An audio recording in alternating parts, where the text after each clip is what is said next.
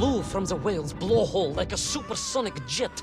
And below me, the ocean became a sheltered bay studded with wild shapes.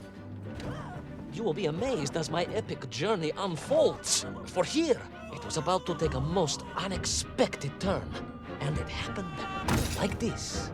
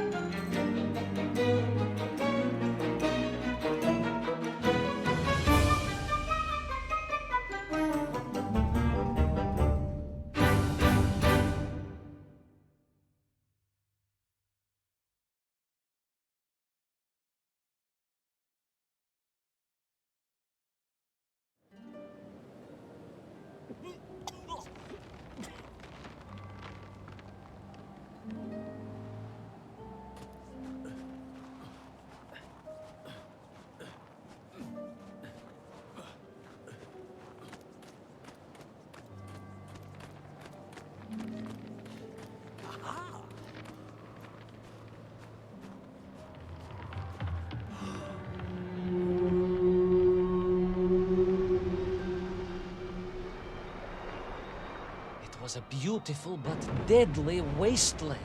Freezing cold, brutally chilling, enough to kill a man in hours. Yet here you are. Indeed, General.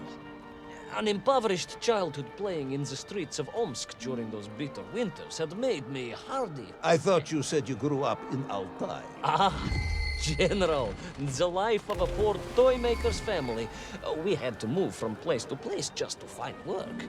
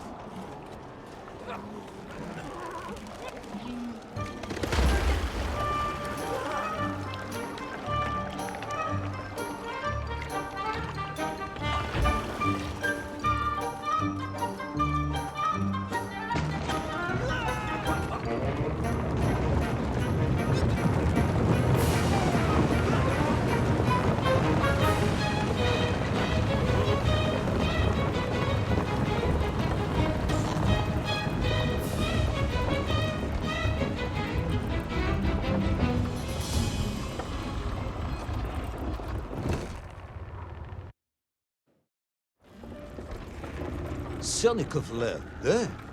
Of course, Sannikov himself reported nothing more than a bluish fog on the horizon. Your island may be nothing more than the product of overactive imaginations. General, consider this.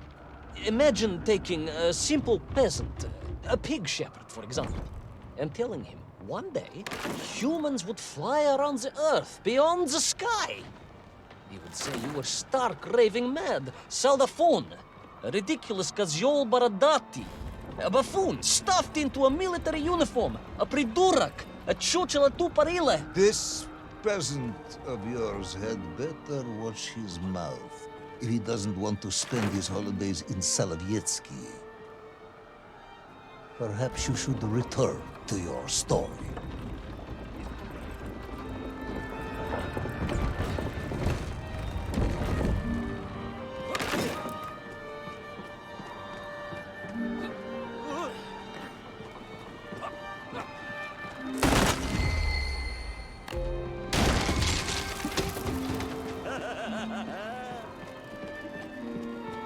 There in the cliff, I could not believe it. A hairy elephant, trapped and frozen in the ice. A mammoth! No, General, a hairy elephant. Who would think such a thing could be?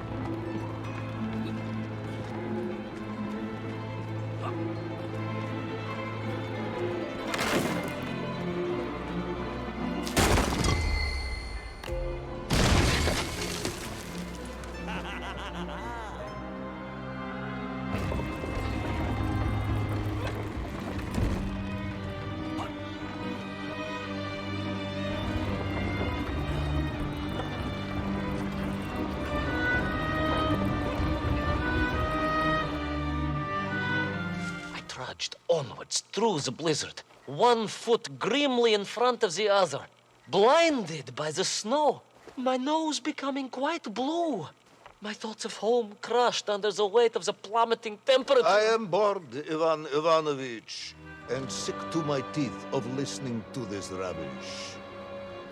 Let us speak plainly now. You will tell me where my bomb is, or I will have you shot.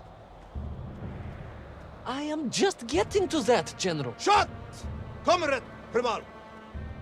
Shot with real bullets, fired from a real gun, not some ludicrous Bultavia about lost cities and dinosaurs and mink and mammoth. It was a hairy elephant. No!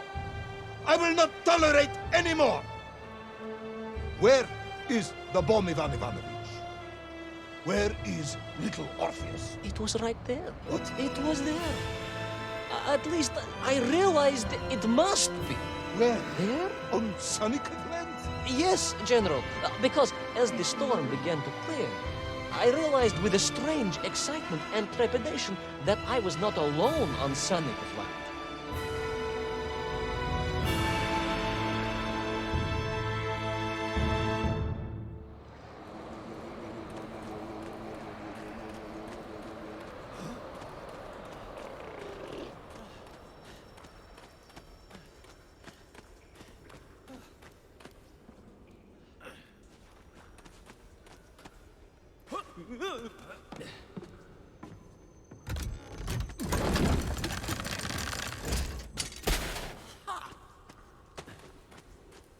Wait.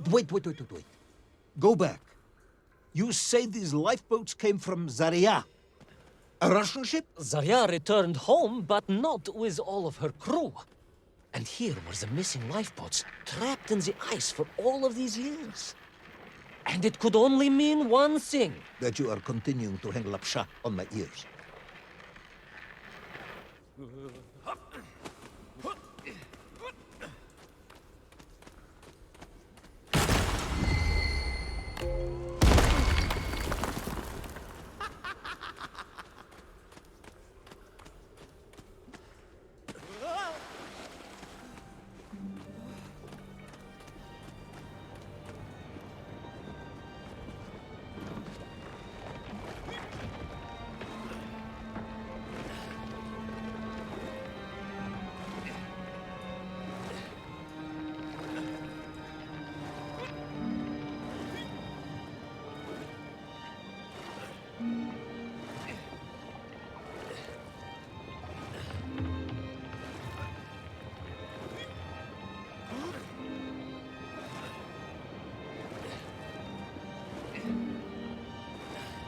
Baron Edward von Toll.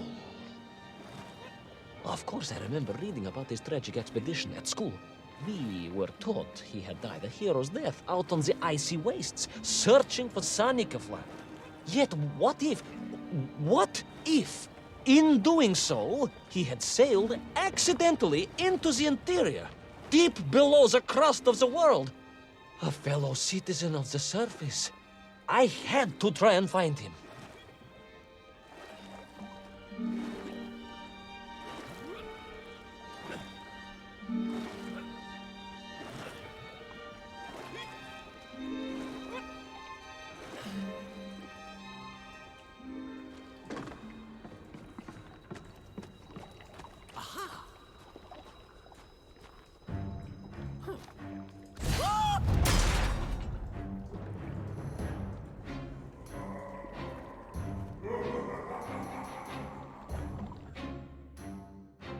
A dead explorer stole my... Not dead, General, but quite insane.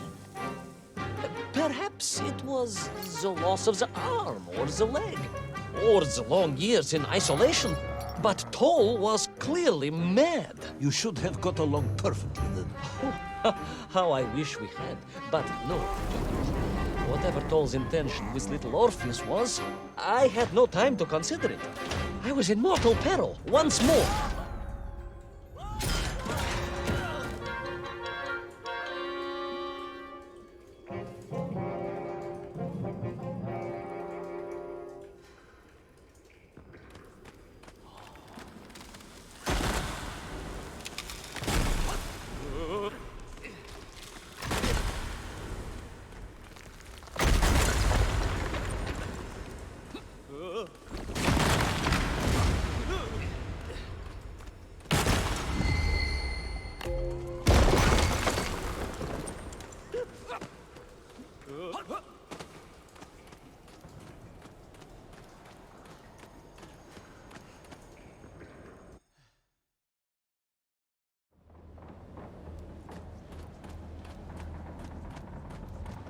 So, you believe that Toll had somehow enslaved the Mienkiv and bent them to his will? I do, General. It was obvious.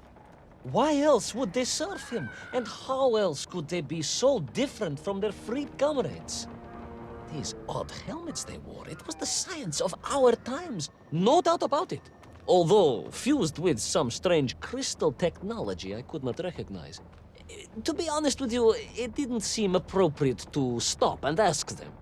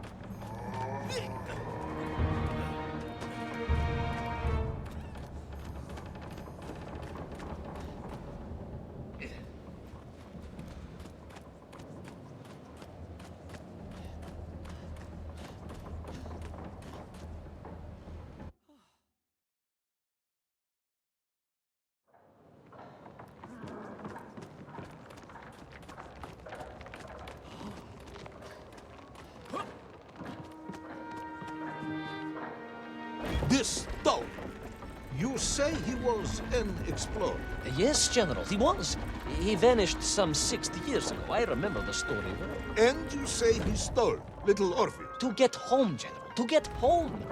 I think he must have thought he could use the atomic bomb to blast his way back to the surface.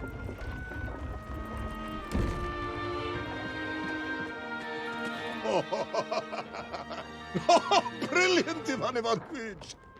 And you expect me to believe that a 100-year-old madman not only survived below the Earth's crust, but enslaved his man cave, explored the lost worlds, and discovered the secrets of atomic power, all by himself? A Tsarist general! An imperialist! No doubt harking back to the terrible days before the Great Revolution. And Estonian! Estonia. Estonian, General! They are a wily people.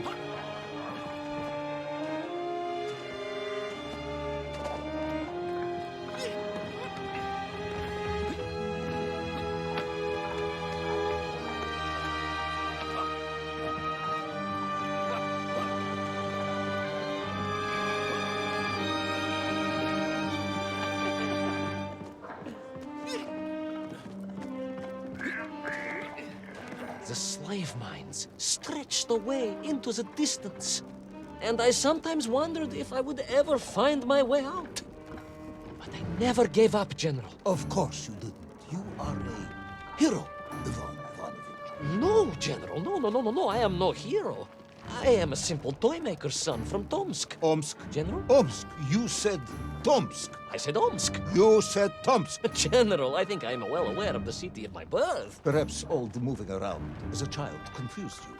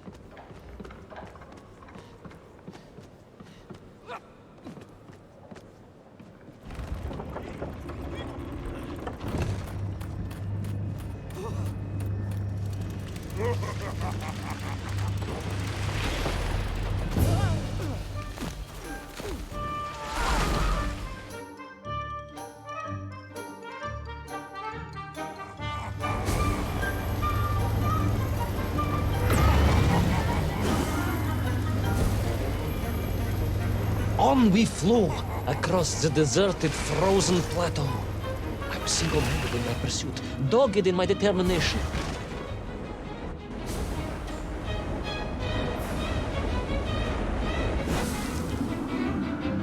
I would take back little Orpheus and prevent Toll from detonating the bomb. Ah, you are as humble as ever, Tavares. Well, General, you are a great military leader, a great strategist, whereas I am simply the humble son of a watch toy maker, and driven by patriotic fever, with no regard for my own safety. I rushed blindly on. Well, General, you are a great military leader, a great strategist, whereas I am simply the humble son of a watch toy maker, and driven by patriotic fever, with no regard for my own safety. I rushed blindly on.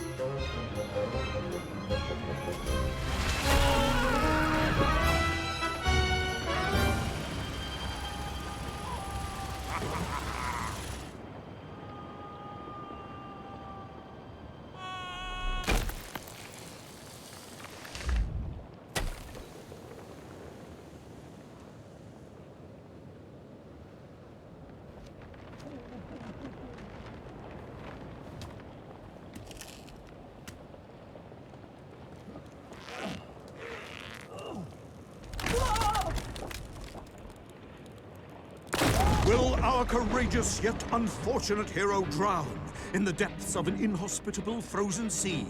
Will he thaw out in time to prevent Toll from detonating the bomb?